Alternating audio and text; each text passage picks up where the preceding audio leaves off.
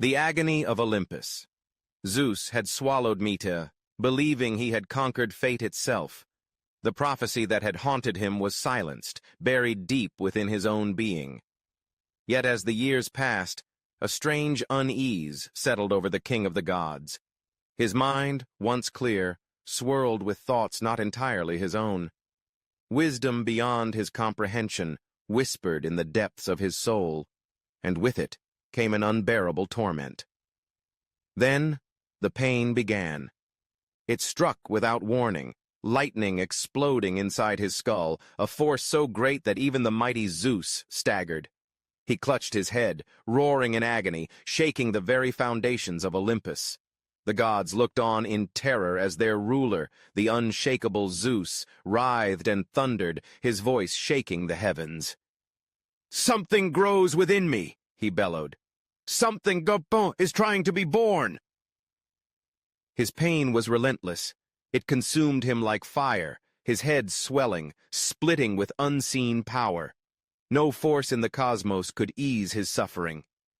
Desperate, Zeus called for Hephaestus, the god of forges, the master of divine craftsmanship. "Hurry!" Zeus commanded, his voice ragged. "Strike my head! Free me from this torment!" Hephaestus hesitated. To harm the king of the gods was unthinkable. But Zeus's eyes, wild and desperate, left no room for doubt. The god of fire lifted his mighty axe, his hands steady, his heart heavy. With one swift, thunderous strike, the blade cleaved through divine flesh, splitting Zeus's skull with the force of a cosmic storm. For a moment, silence. Then, from the fissure, a light unlike any seen before erupted forth, golden and blinding. The gods shielded their eyes as a figure emerged, fully formed, clad in gleaming armor, her spear raised high. Athena had arrived.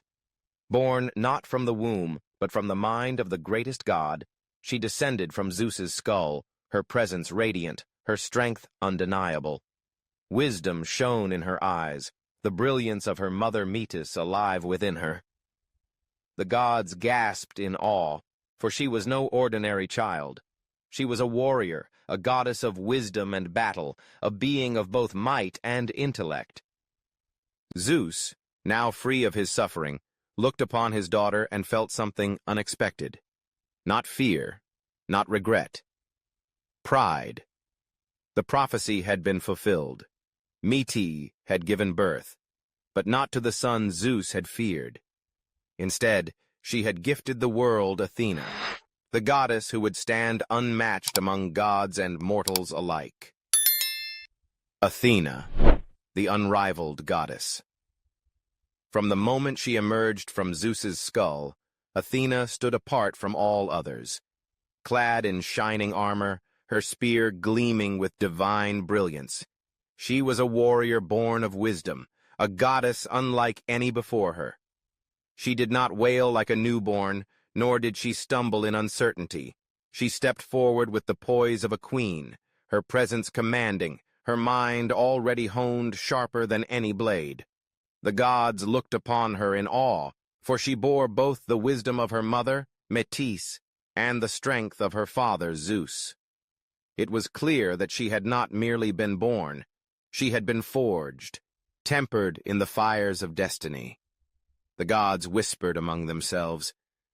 Would she be Zeus's greatest ally, or the rival he had once feared? Zeus, recovering from the agony of his divine birth, beheld his daughter and felt a pride unlike any he had ever known. In Athena, he saw the best of himself, yet also something more, an intellect and sense of justice beyond his own. She was not reckless like Ares, not cruel like the Titans who had come before. She was something greater, something new. As she took her place among the gods, Athena quickly proved herself in battle, her strategic mind unmatched. When war erupted among mortals, she did not fight for the thrill of bloodshed, as Ares did, but for justice, for defense, for order. Where Ares was chaos, Athena was discipline. Where he sought destruction, she sought victory through wisdom. Their clashes became legendary, For while Ares wielded brute force, Athena fought with calculated precision, always a step ahead. But she was more than a warrior. She became the patron of cities, protector of knowledge, the guiding hand of civilization itself. To mortals, she was a beacon of wisdom, the goddess who granted them ingenuity, craftsmanship, and reason. The greatest city in Greece, Athens, would forever bear her name, a testament to the love and reverence she inspired. And so, though Metis had been swallowed and her son never born, the prophecy had found its own way to fulfillment. Athena became Zeus's favorite, the daughter he never feared, the rightful heiress in all but name. She had been born not to overthrow him, but to elevate Olympus itself. And thus the goddess of wisdom, the warrior of intellect, and the guardian of justice would reign eternal, her legacy woven into the very fabric of history. The relentless pursuit of Zeus. Zeus, the mighty ruler of Olympus, had finally secured his throne, casting down the old gods who had once ruled before him.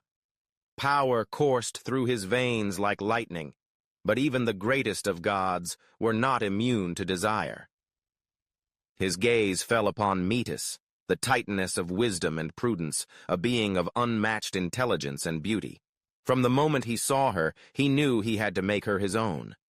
Yet Metis, wise as she was, foresaw the dangers of Zeus's infatuation. She knew well the fate of those who surrendered to the king of the gods, and she was determined not to be another conquest in his long list of lovers.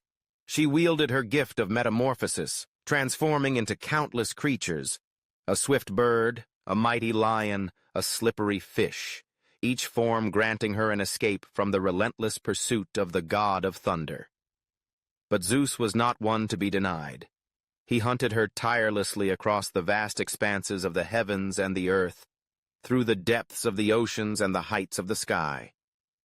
With each transformation, Metis slipped through his grasp, but her resistance only fueled his desire further. The chase became a battle of wits, a contest between the god's unstoppable will and the goddess's unyielding cunning. For a time it seemed as if Metis would elude him forever, forever beyond his reach. Yet Zeus, ruler of all, was nothing if not persistent. He watched, he waited, and when the moment was right, he struck with the precision of a viper.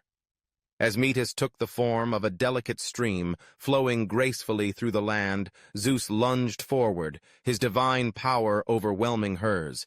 He seized her in his grasp, forcing her to yield at last. Bound by fate, Metis could no longer escape. Zeus, triumphant, claimed her as his wife, believing that he had conquered wisdom itself. Yet in that moment of victory, he could not know that this union would set into motion a prophecy, one that would haunt him, one that would shake the very foundations of his reign. Metis, the goddess of prudence, was now his. But her wisdom, her power, and the destiny she carried within her had only just begun to unfold. The ominous prophecy. Metis, now bound to Zeus, carried within her a divine child. She could feel the power of the life growing inside her, a child who would surely be remarkable, one who would inherit both her wisdom and Zeus's unmatched strength. Though she had lost the battle to escape him, she held on to the hope that her child would bring something great to the world.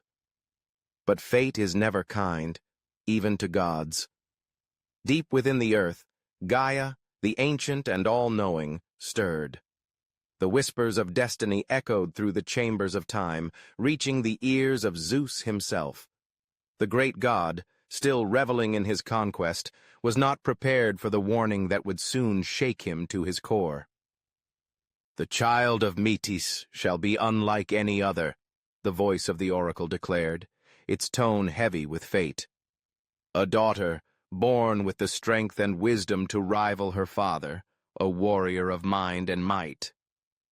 Zeus listened, his pride swelling.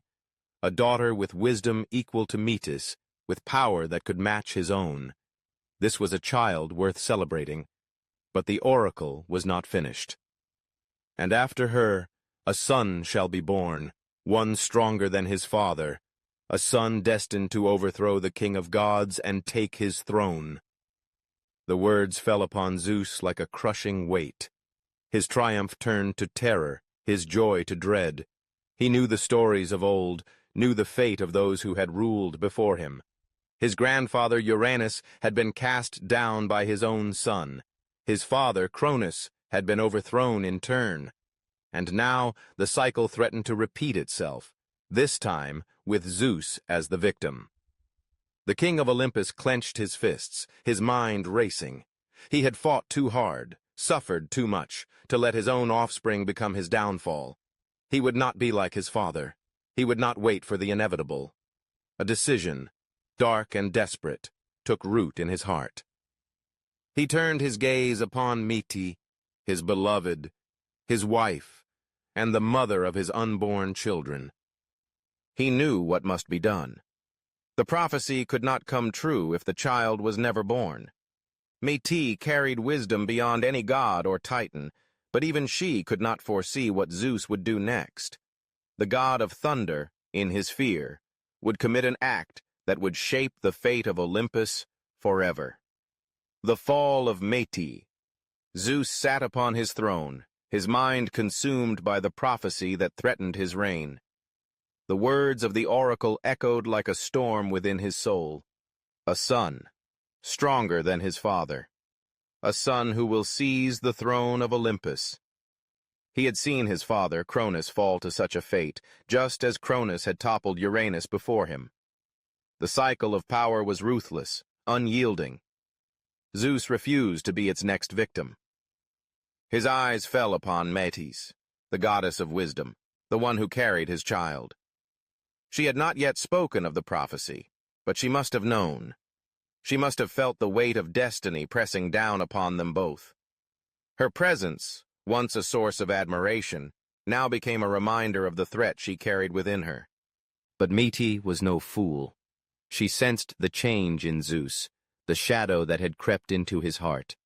His touch, once passionate, grew cold. His gaze, once filled with desire, now held something else, something dark, something desperate. Then the moment came. Under the guise of affection, Zeus approached her, his voice smooth as silk, his words dripping with false tenderness. "My dearest Metis," he whispered, "you are the wisest of all beings. Surely you know I would never harm you." Metis hesitated, her keen mind racing. She had outrun Zeus before, slipped through his grasp like water through fingers.